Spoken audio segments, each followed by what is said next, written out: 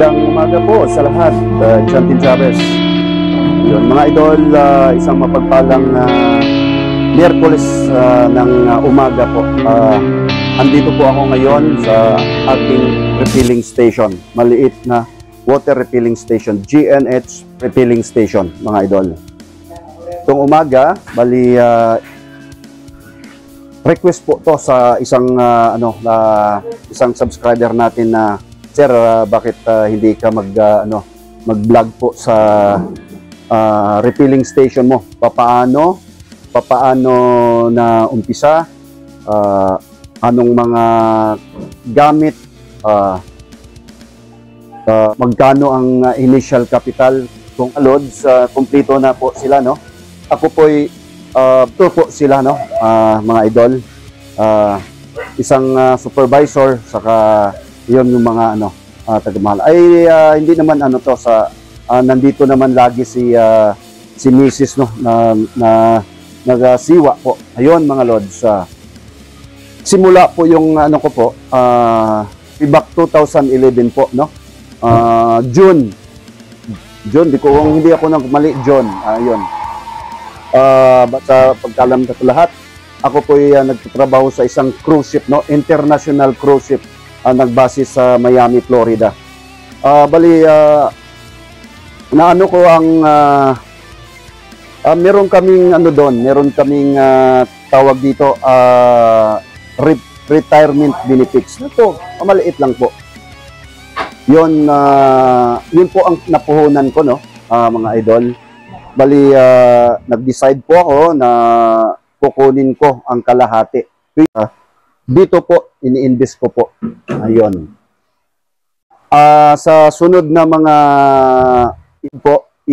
magkano ang dito tayo sa loob, mga idol. Papakilala ko po ang GNH team. Ito po ay composed po ng isang retailer sa taga-buhat. Tapos doon, i-share ko po. Itong dalawang courier ko, no, dalawang Suzuki Multicab. Ito po yung luma, makikita nyo mga idol. May kalumaan pero napakagamit po to, no. Yun ang sinasabi, only in the Philippines, mga idol, no. Kahit ito po yung dalawa is surplus Suzuki Multicab plus galing po ng Japan. Ayun mga idol, papasok po tayo sa loob, no. Pasensya na po na unang-una, pasensya na po kasi ang isang refilling station ay gumagana yan sa mga high pressure na motor. Maingay po, no? Ngayon medyo hindi pa masyadong maingay kasi hindi pa nakaano po yung gumagana ang RO motor, reverse osmosis. Ito pala ay process po nito ay reverse osmosis system, no? Isang series ng membrane. Ayun mga idol. James, ay buntag na James, no? Si James pala, Barrientos. Frank. Good morning, Frank. Kumusta itong kamuntagon, Franklin? Okay kayo, no? Si Dian. Palihog ko na, kaysa Dian, apelido ni mo Dan? Tumatay. Ayun, si Dian. Ayun. Bali si Dian po ay isa, lang po sila, kumbaga on and off, no? Dito mga idol, ayun, medyo maingay na, no? Kasi nga, sa sinabi ko, no, ito po ay nag-ano po ng high pressure motor. Ayun, no? 2 horsepower na motor po, no? RO motor. Kaya medyo maingay na. Yun. Nakasit na po siya sa 60-40, mga idol. Ayun. Nakita nyo.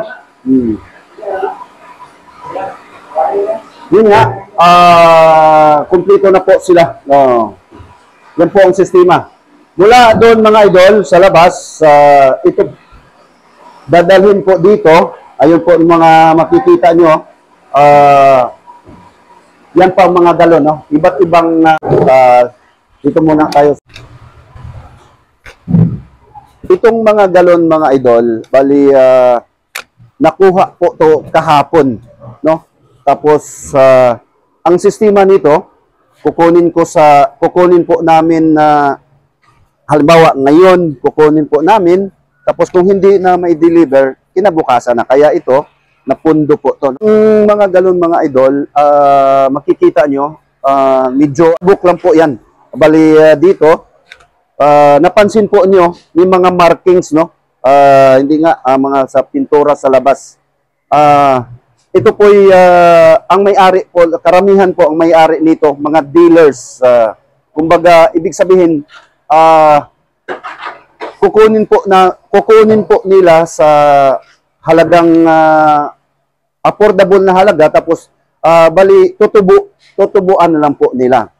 Siguro bawa 20 ang ano dito sa mga dealers, since malayo, iano ko ng 20 per container. Tapos sila nang bahala doon kung magkano ang tubo po nila. Siguro ibibenta po nila ng 25. Ayun, makikita nyo doon sa sinabi ko na, ayun po mga markings po nila, no? Iba't ibang mga markings. Yan, kagaya niyan, Pahara. Ayun, ito, Laila. Ang mga may-ari nito, idol, iba't ibang mga barangay, no? Dito, kagaya ng Kanduman, Kubakob, dito sa ano lang, pitan lang po, dito sa amin ay sa Tabuk, no? Tabuk, dito sa Reylis, malapit lang po yan. Yun nga, iba't ibang mga presyo. Kung malapit ka lang, ano po namin ng 18 per container. 18 pesos per container, no? Pag malayo naman, 20. Ay siyempre naman, idol, namuhunan ka. Ay mga kagaya nitong may silyo, yan, yung kuryente. Si Ivan nga pala. Ban, may buntag diha, Ban. Yun nga, mamuhunan ka.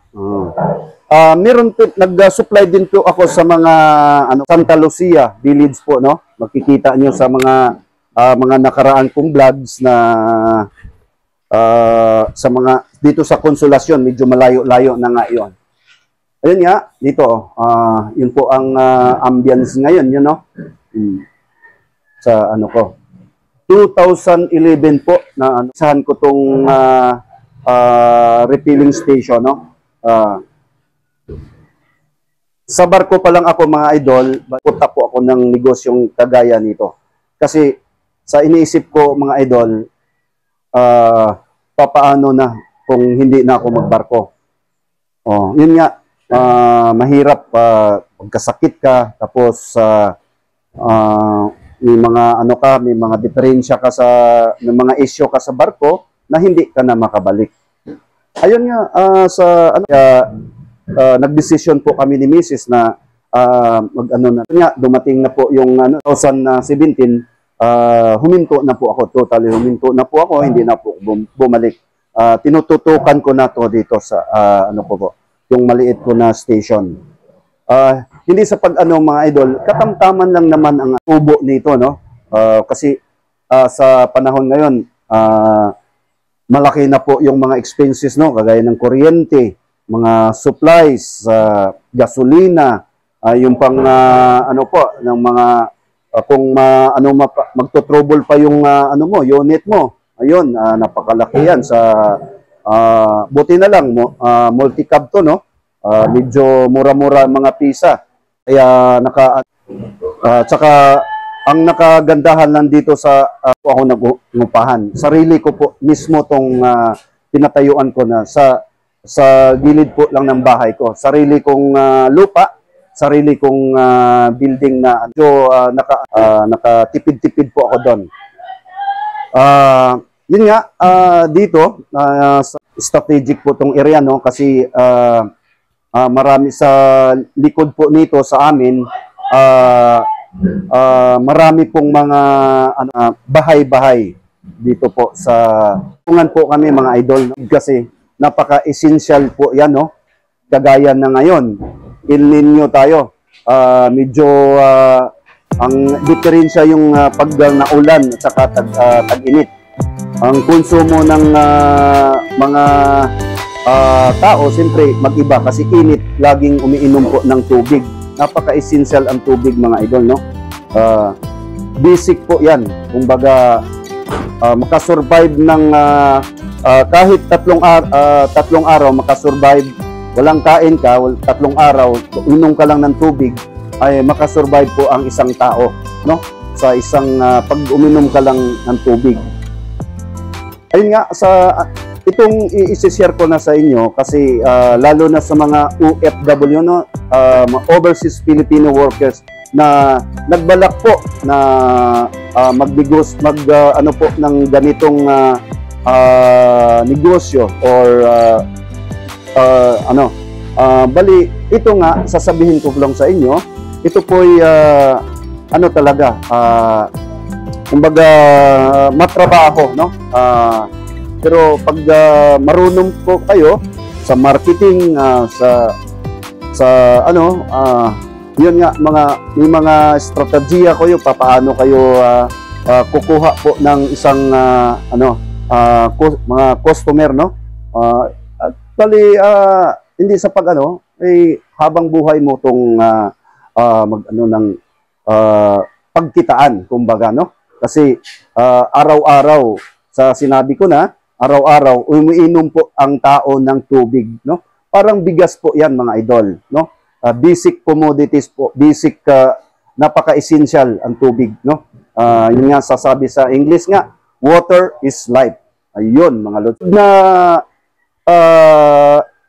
episode, iano ko kung papaano anong mga gamit, yung mga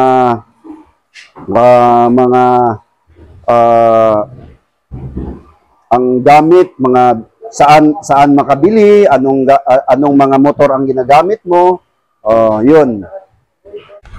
Ayun nga mga idol, sa sinabi ko na, sa yung mga nag-abroad, no, kung na may mga balak na magnegosyo, ganitong mga sunod na mga tipos dito, next vlog po, iano ko anong mga kailangan. Yun pala, bago ko to po pala nito mga idol ay isang deep well, no? Well po. Tapos naghukay po ako sa ginagamitan ko po ng submersible pump, no? Isang 1 horsepower na submersible pump. May siguro mga ang lakas kasi nung submersible dati. Meron po akong surface motor, no? Kumbaga gold spam din. Kaso lang ang lakas po ng kuryente kasi iba ang kumbaga hinihigop po niya. Unlike sa submersible pump ay nasa na po siya sa tubig, naka-submerge po ng tubig, itutulak na po niya po yung tubig pataas. Ayun, sa sunod iano ko magkano ang pahukay, magkano ang mga mga gastos sa submersible pump. Ayun nga, sa sunod na vlog iano ko po sa inyo mga lods kung magkano lahat initial capital, saka paano mga strategy kung para makakuha po kayo ng mga prospect na customers. Ayun. Dito sila mga idol, since ako po'y nagtrabaho sa cruise ship, kumbaga experience ko doon paano pag-handle ng mga customer o sa guest. Ayun. Po na doon sa amin sa barko, customer always right. Kagaya din dito, no? Inaano ko sa kanila na ang napakahalaga kasi pag walang customer, wala din tayo. Kumbaga, tayo po'y nabubuhay sa mga sa customer, no? Pag may mga issue, saka tatawagin po nila ako, tapos ako na po ang bahalang sa customer kung anong mga minor lang po mga issue, kagaya yung ma-experience mo dito yung ma-swapping sa gallons, no? Yung iba kasi sa iba-iba naman tao, no, na Kumbaga, wala yung mga tao ko na minsan nalilito, no? Kaya ganun ang mangyari, nag-sop yung galon ni Juan na napalitan po ni Pedro, ganun, no? Yung mga butas na galon ay hindi namin may mawasan kasi yon lalo na sa mga dealers, kumbaga own gallons, meron silang sariling gallons, mga container, kumbaga, tapos may mga kalumaan na, ay siyempre wala namang bagay na maglalas po, no? Kung wala namang yung mulahutay ba, kung sa Cebuano mulahutay, buslot mga kuan gyud siya, guba gyud na siya, kay gigamit man, no? Inana gyapon, kaya doon po sila, depende naman sa ano yan, sa pagpapaliwanag, no? Hindi yung hindi tayo minsan may mga customer na yung hard to deal, no? Kumbaga sa barko hard to deal. Tayo na po back to rule number 1. Customer is always right. Ang ano mo diyan, makinig ka lang, wag mo siyang i-interrupt, bali niya doon mo na ipapaliwanag sa kanya. Ganyan po ang nangyari. Ayun mga idol, bago ko na tapusin tong vlogs na to, no? Unang-una, pasalamat po ako sa Puong May Kapal na binigyan po ako ng magandang pangatawan at pag-isip na magawa ko yung mga bagay-bagay araw-araw. Maraming salamat po, Panginoong Diyos. Pangalawa, sa mga subscribers natin na wala sawa po nanood sa mga videos natin, maraming salamat po. May God bless us all. Happy Wednesday morning, mga idol.